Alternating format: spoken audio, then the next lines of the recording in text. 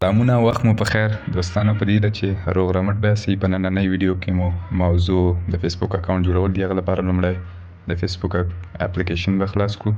هغه نه وروسته کریټ نیو اکاونټ او بیا ګیټ سټارټډ باندې کلیک به وکړو. بیا فرست نیم او لاست نیم یعنې وروستی وبښئ لومړنی نوم او وروستی نوم. زه به دلته خان او JAN جان ولیکم. نو ستاسې خوښه چې تاسې بیا هر څه لیکه. هغه نه وروسته بیا په نیکسټ باندې کلیک وکړم. نیکسټ نه وروسته بیا دلته موږ نه تولد تاریخ غواړي، یعنې د زوکړې ورځ یا نیټه. نو دلته زه به 2003 انتخاب کړم. تاسو چې بیا کوم تولد تاریخ وي او ورځ وه هماغه پکې ولیکئ. نو هغه نه وروسته بیا په سیټ باندې کلیک وکړو. سیټ نه وروسته بیا نیکسټ باندې کلیک کوو. نیکسټ باندې کلیک کول نه وروسته دا اپشن به راشي واټ از یور جنډر. دلته یعنې ستاسې جنس چې دی نارینه ښځینه. نو دلته به زه میل انتخاب کړم یعنې نارینه. بیا به نیکسټ باندې کلیک وکړم. دلته به دوستانو تاسې نمبر خپل ولیکئ. زه دلته خپل لیکم.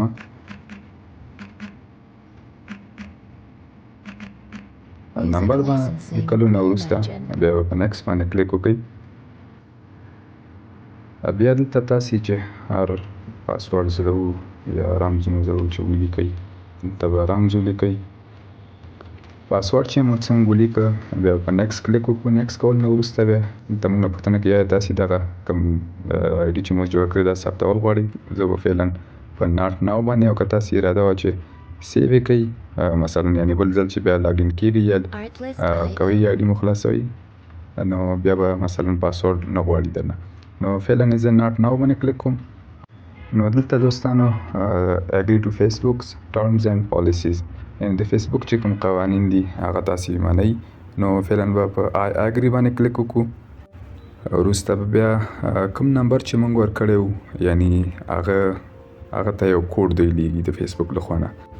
دلته زه سینډ کوډ یا SMS یعنې د پیام له لارې کوډ ماته راوستوي. دې باندې به زه دې خانې کې باندې کلیک وکړم. بیا هغې نه وروسته کنټینیو باندې کلیک کول نه وروسته به بیا کوم نمبر چې تاسې ورکړی وو هغې ته به یو کوډ راشي. کوم کوډ چې ستاسې سیم کارت ته راغلی د فېسبوک له خوا نه هماغه به تاسې ولیکئ چې په 5 عددونو باندې مشتمل وي. زه دلته لیکم. تاسو ته چې هم راغلی وي هغه در سره ولیکئ او بیا هغې نه وروسته نیکسټ باندې کلیک وکړئ. نیکسټ باندې کلیک کول نه وروسته به دلته دوستانو تاسو نه پوښتنه کوي چې پروفایل پکچر او انځور بدلول. نو دوستانو په دې خاطر چې ویډیو ډېره اوږده نه شي نو زه دا سکیپ کوم.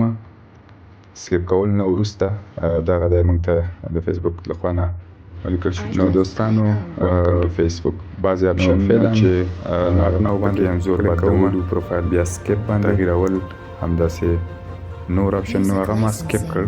سکیپ مې په دې خاطر کړ چې ویډیو ډېره اوږده نه شي. نو دا وه دوستانو د نن ورځې موضوع. نو که ویډیو مو خوښه شوي زموږ چینل در سره سبسکرایب کړئ.